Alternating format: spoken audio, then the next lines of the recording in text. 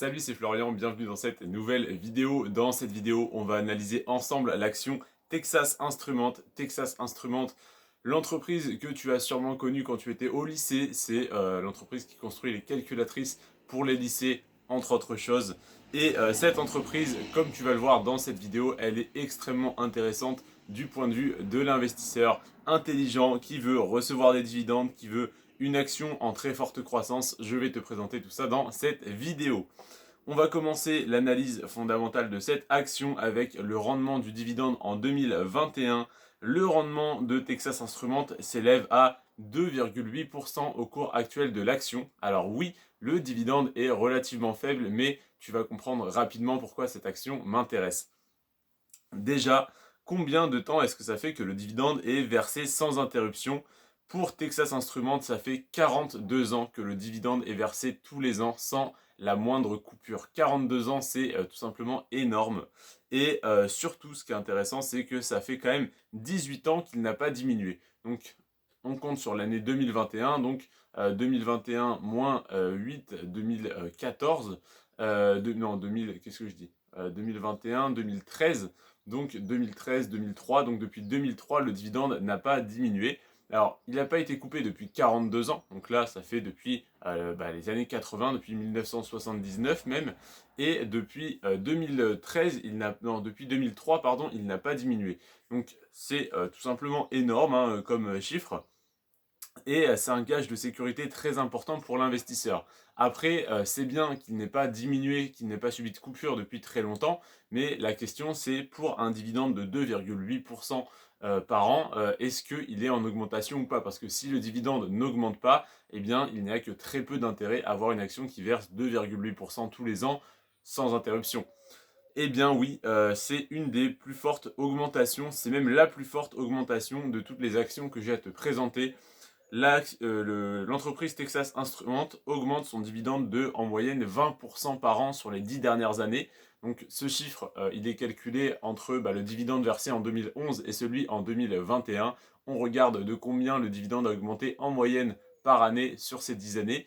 Et on obtient donc 20% d'augmentation par an.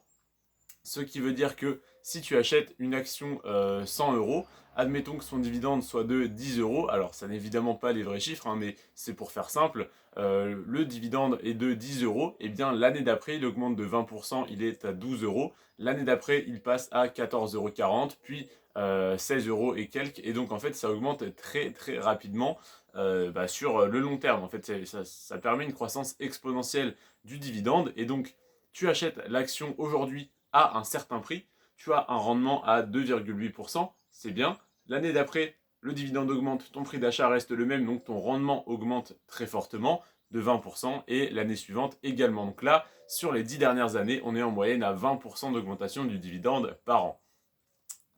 Ensuite, le PER de Texas Instruments, il est de 18. Alors 18 pour une action qui connaît une aussi forte croissance de son dividende et du cours de l'action, c'est un PER tout à fait raisonnable. En général, je te dis quand le PER est supérieur à 15, on peut commencer à se poser quelques petites questions. Sauf que sur le marché français, ça se vaut, mais sur le marché américain, donc sur le compte titre, c'est principalement des actions américaines qui vont m'intéresser.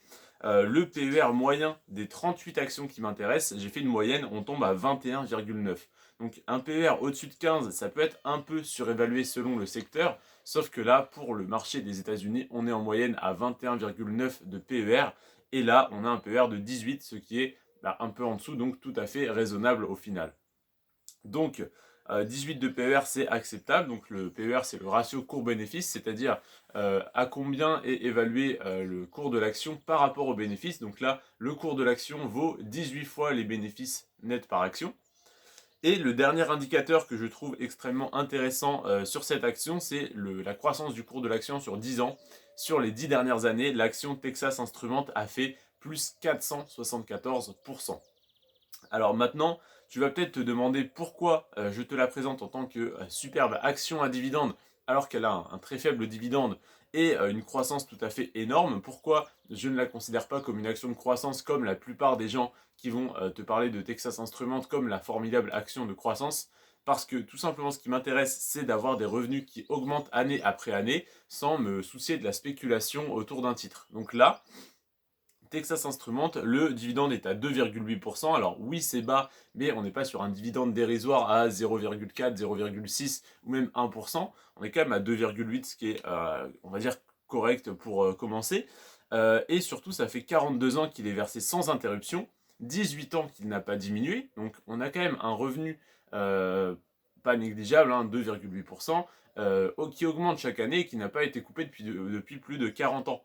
Donc ça, c'est une très bonne nouvelle. En plus de ça, le dividende augmente très rapidement et c'est justement cette hausse du dividende extrêmement rapide qui permet à l'action d'avoir une forte croissance. Si jamais demain, les bénéfices venaient à diminuer, que le dividende venait à diminuer, je suis persuadé que le cours de l'action diminuerait avec. Donc c'est le dividende et l'espérance des investisseurs en l'augmentation future du dividende qui permet une croissance du cours de l'action aussi importante. Et ce qui est intéressant à noter pour finir, c'est que malgré cette croissance de 474%, donc c'est-à-dire que l'action a fait x5,5, presque x6 en 10 ans, c'est tout simplement énorme. Si tu avais investi 100 euros il y a 10 ans, sans compter les dividendes, tu aurais aujourd'hui 574 euros. Donc tes 100 euros investis plus les 474% de croissance. Et en plus de ça, chaque année, tu aurais reçu un dividende qui aurait en plus de ça chaque année augmenté. Donc c'est une action qui est très intéressante pour son dividende et pour sa croissance, mais la croissance est induite par le dividende et par l'augmentation du dividende, donc je m'y intéresse pour la base, pas du problème justement, la base des bienfaits de cette action, c'est-à-dire son dividende qui est en très forte augmentation.